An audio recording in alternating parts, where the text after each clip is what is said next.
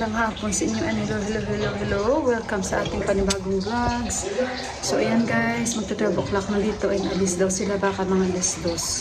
So, ayan o, yung sitwasyon ko dito. Ayan, kakain na rin ako guys. Balikan ko kayo mamaya-maya. So, guys, dito kami nakaupo. Diyan si Uncle.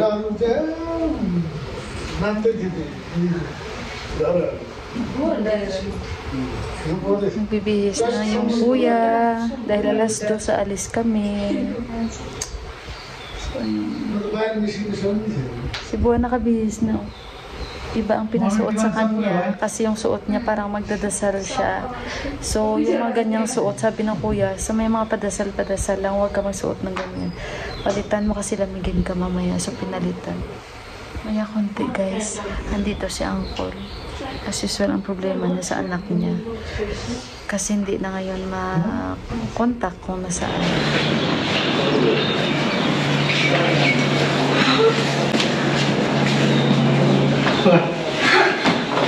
On the train, I mean the cat. Where's on the train, I mean the cat. Sabi niyan, bakit lagi na nandun siya sa likod? Yan si Buwan. Uncle. Bye-bye, Daddy! Bye-bye. Bye-bye, guys! Bye-bye, guys! La, Daddy. La. Safe travel. Pakasday! Ki Bowser team mein aun the scooty mein. Aja? Bowser team. No need. She will not drive like that. Okay. She's crazy lady, so how she will drive? No need very far, that one also. La. We'll stay here, it's okay. Next time, when I'm going to... Next time she go to UK, she said she will drop here. Dito na lang kami guys, nagbihis pa ako. Because of her. Because of him, nagbihis ako. Okay, nahal pa kasday. Okay, Mila. La, take care, ay? Okay, we'll see soon. Yeah. मलाई टेंशन नलिनु त्यहाँ जानै पर्ने भएछ नि म गइछु Si Uncle guys. Bye bye tension लिएर केही पनि छैन Bye-bye. आराम गर्नु ल La, गर्नु गएर Ama waiting. अगाडि नि छ त हैन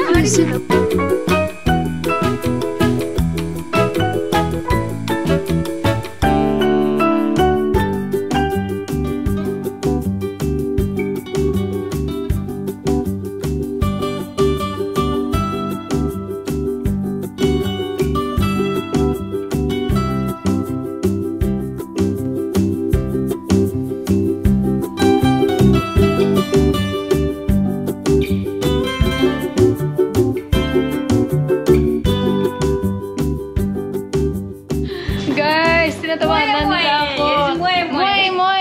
Moy. It's a prank. Yeah. Si Uncle uwi na guys. It's a prank guys. Hindi ako nakasama. We are not fit. We are not fit in the bus. In that van because we want to come but no space guys. So dito na lang kami oh. Magmuni-muni na lang kami. Nabuhay ko. Buti na lang nobody cried. Yeah, but we are ready to cry. Johan, sure he will cry there later. Sabi ni Johan, you will cry. Johan said, you will cry, Mama, you will cry. It's like crying competition. Yeah. Going America also? That is why.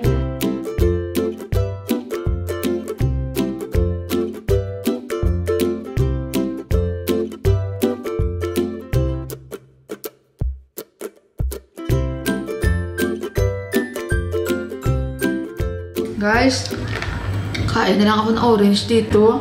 Nutusan ko si Lira, bumili ng itlog. Kasi nga, gagawa ako ng puto. Kain kami. Palis na si Buwa, guys. Mabuti hindi naman ganun kaiyak-iyak. Kasi parang hindi ka iiyak. Kita mo yung itsura ni Buwa na sobrang happy siya. Na alam ko naman na masaya si Buwa dahil sabi ko nga kayuhan. Siyempre nalulungkot din siya dahil nga wala si Ama. Kahit sino naman, di ba? Pili ko si Yuhan, iiyak yun.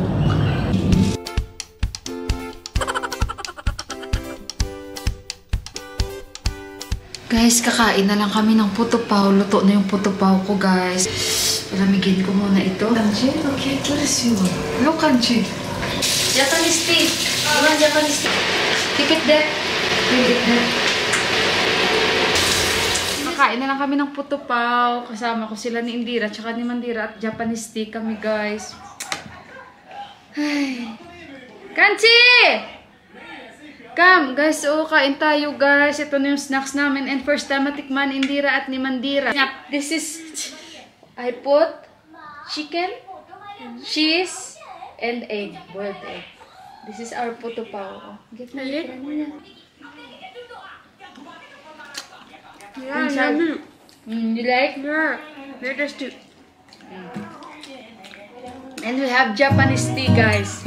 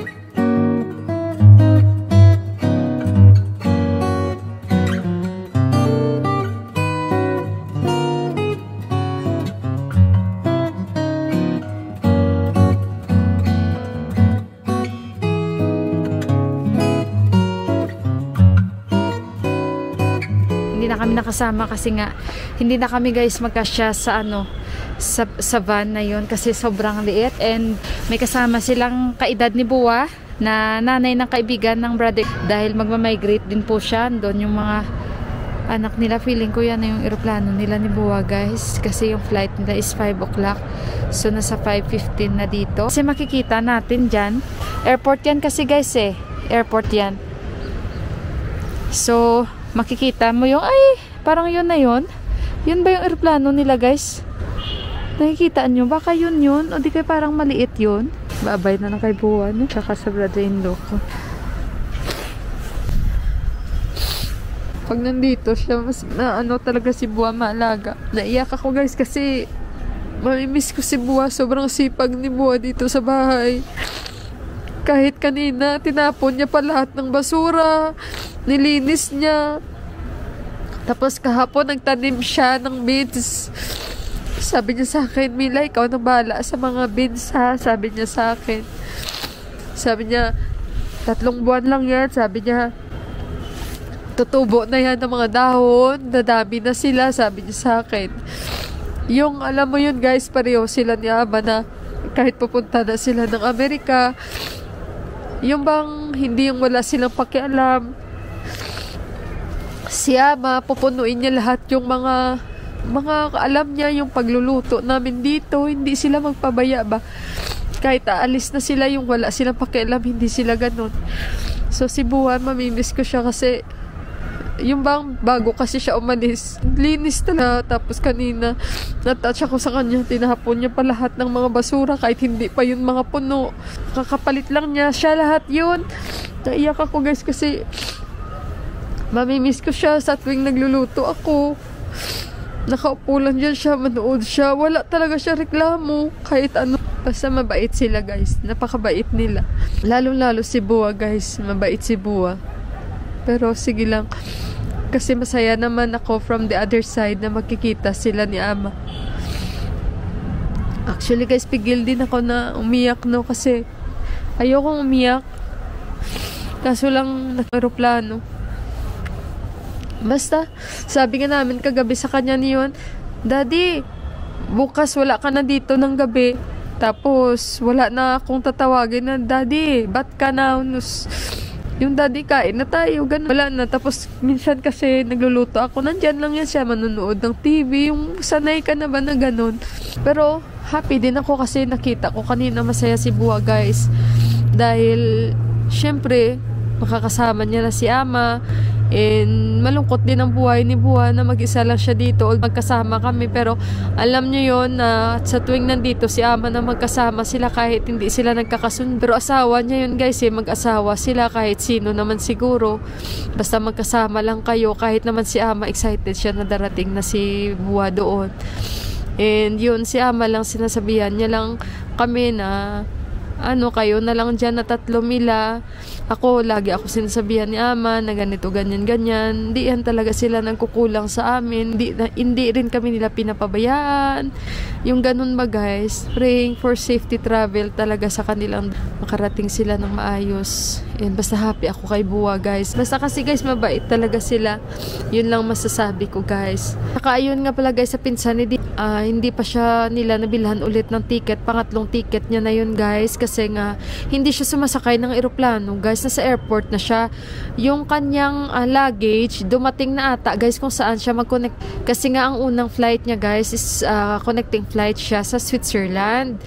Ang sabi na sa Nepal na daw yung luggage niya. Pero hindi pa ma-claim kasi nga syempre siya yung pasahero and napakahirap po. Ewan ko kasi nga may talaga siya guys, yung sa pag-iisip niya may gamot siya pero hindi daw niya iniinom guys. Ngayon ang mga gamot niya at ang kanyang mga damit andun na guys sa luggage niya. Siya wala nandun guys, hindi na nila makontak kung nasaan na siya, kaya na-stress na lahat sa kanya. Kaya yung kanina nandito si Uncle para makausap niya huli yung aking brother-in-law guys, kasi nga halos mabaliw na talaga yung kanyang magulang, pero siya hindi talaga malaman-laman kung ano ang kanyang ginawa dahil yun nga may siya guys, may talaga sa pag-iisip, may problema siya, pero never yun in-expect na mangyari na ganun ang gagawin niya, na bakit nagka-problema siya sa pinasukan niyang eskwelahan guys.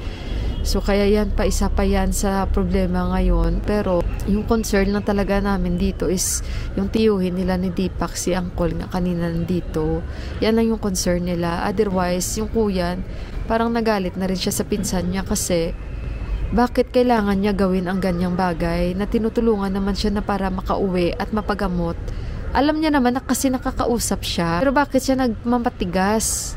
Naku guys, napakahirap ng ganyan. Yung nanay niya, hindi daw natutulog, iyak. Hindi rin kumakain ng maayos. Anak guys ni Uncle, yung maitim na kapatid ni Buwan na mataba, na pinuntahan natin doon, na ang isa niyang kuya kasama ni Bay doon sa Australia guys. Yun, magkapatid yan sila. Medyo nalungkot ako, and ganyan talaga ang ating buhay, and life must go on.